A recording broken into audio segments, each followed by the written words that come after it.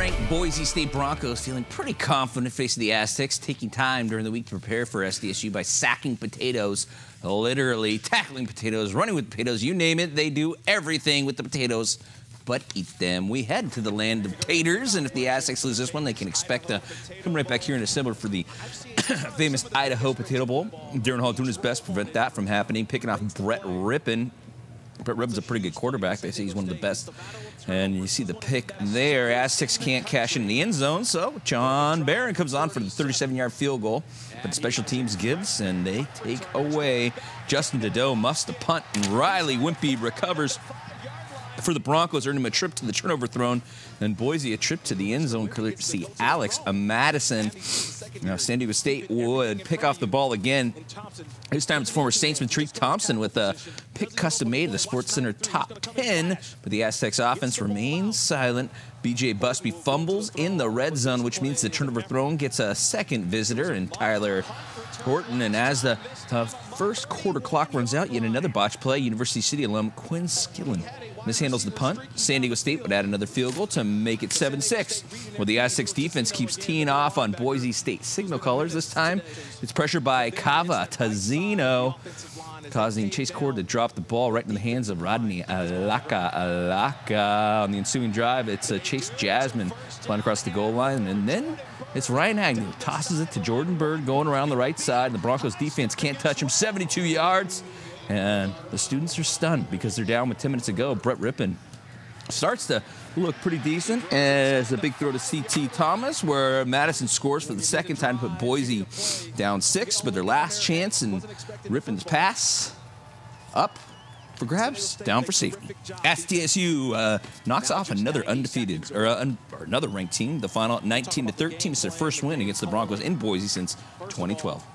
So every time you come here, if you don't come with the right attitude, you're going to get run right out of the stadium. And I guess I got the right kind of guys because they come with the right attitude. The thing that was working for us is just making plays. That's all we had to do. The defense played outstanding for us, made crucial turnovers for us because the offense wasn't rolling, but we did enough to get the win. We just had to play as a team. This whole week, Coach Tatum is on us. If we're going to win, it's going to be on us. So we have to go out there and execute every play that we had, and that's what we did today. But the USD Choreros extended their Pioneer League winning streak to 23 after a 51-34 win over Morehead State. Silver Pigskin Finals Anthony Lawrence, 5 touchdown passes, including one to his former teammate at Grossmont, Christian Brooks. USC, a perfect 12-0 against the Eagles all time. The Red River rivalry between number 19 Oklahoma and number 7, number 19 Texas and number 7 Oklahoma, and it's more like a shootout. 4 lead changes, 3 ties, and 1 freshman kicker for the Longhorns. Making the difference is Cameron Dicker, the kicker. It's the game winner as Texas upsets Oklahoma, the final 48-45. On the JUCO front, it's Palomar hosting Fullerton at Escondido High School. First quarter, Palomar has the ball, and that's freshman quarterback Connor Curry with the keeper. And he decides to go 46 yards for the score, 7-0. For the Comets still in the first, and it's Shea Morales. Watch what happens to him. His pass would be tipped up in the air, and it's pulled down by Troy Lefaged, and he goes 26 yards for the score, giving the Hornets a 14-7 lead. Fourth quarter now, and Fullerton, Zach Smith with the keeper, a 22-yard touchdown. That increases the lead to 56-24. I'll spare you the rest. Fullerton goes on to win the final 55-31.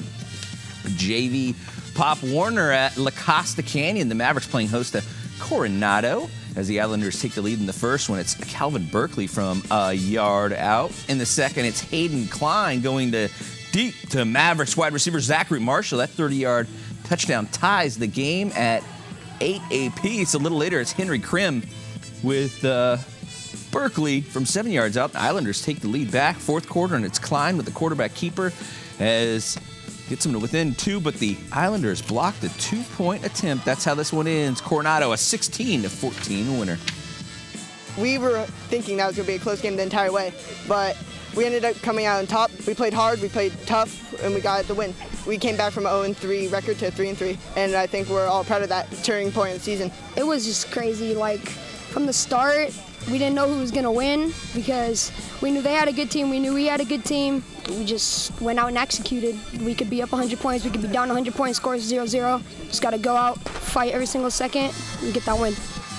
All right, more youth football as Claremont faces SSDIB in first quarter. It's Claremont's Mike Porter II barely threw a group of defenders inside the 10-yard line. He finished the drive with a 1-yard touchdown, giving the Hawks an 8-0 lead. And still in the first, it's Frank Giovanetti who finds Jacob Jackson for a 5-yard score, 16-0. And in the second, the ball is stripped by Nevin Deere, and he takes it 15 yards for the score. Claremont goes on to win this one big. The final in this one is we watch him run into the end zone, 40-6. That was a great game. Defense played great. Offense running everybody over like always. Mike Porter, don't know what the heck to say about him. He was always running people over. Gio's throwing great passes, people catching it. It's a great game altogether. Cue Bowl. We're going to win the Cue Bowl. That's all we got to say. The 6th annual Jeremy Hindwood Classic taking place at the San Diego Ice Arena, played in honor of a fallen officer. Benefits go to the Widows and Orphans Fund. The two teams are the Military Patriots, representing Hindwood's time in the Marine Corps, and the Law Enforcement Spartans, representing his time with the San Diego Police Department. San Diego law enforcement wins 4-0, but this one more about just doing this for Jeremy and all the people who had the same fate. It's a same brotherhood. Military, cops go hand in hand. It's a little friendly rivalry for tonight, but at the end of the day, we're all serving our country, serving our communities, and trying to do good things off the ice. There's a huge rivalry now. The teams definitely don't like each other to some respect, but at the same time, we respect each other. For Jeremy Hindwood, and remembering that, you know, I mean, he was a military Marine Corps officer and a San Diego police officer. So, you know, we're both drawn into this immensely, and we're just so excited to be here, you know. San Diego goals were looking good going into the third period, and that's when they give up 4 unanswered to the Tucson Roadrunners, falling a final 6-4. Let's head to Mission Bay Park for the Ladies Omdraw Charity Over the Line Tournament. Proceeds from this event go to the Shades of Pink organization, which supports breast cancer patients.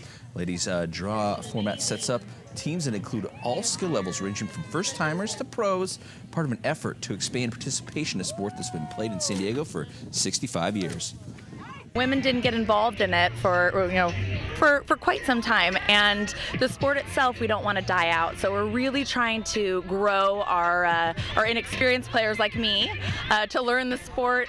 I think it's fun to just teach the game and watch somebody get their first hit or make their first catch. That's the best part, is just watching new girls come out and learn the game and succeed and have fun.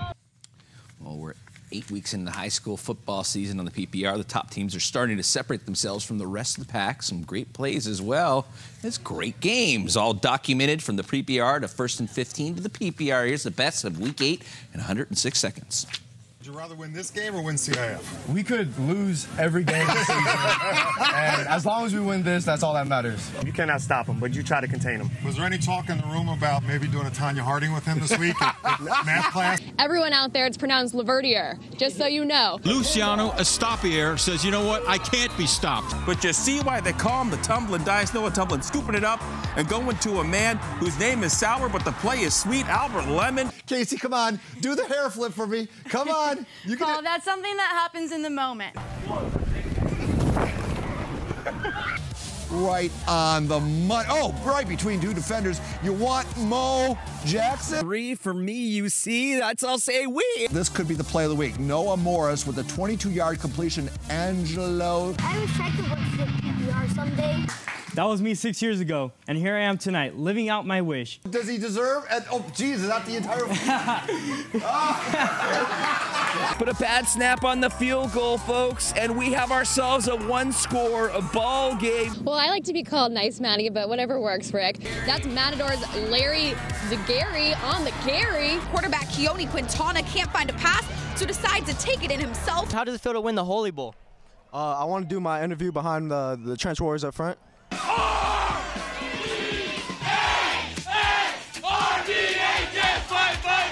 Papa Pig, let's see your hair flip. But after he catches it, look at the determination. Look at that. He fights off a tackler, muscles his way into the end zone. Miles will go miles and miles. What diamond is that? That's my uncle.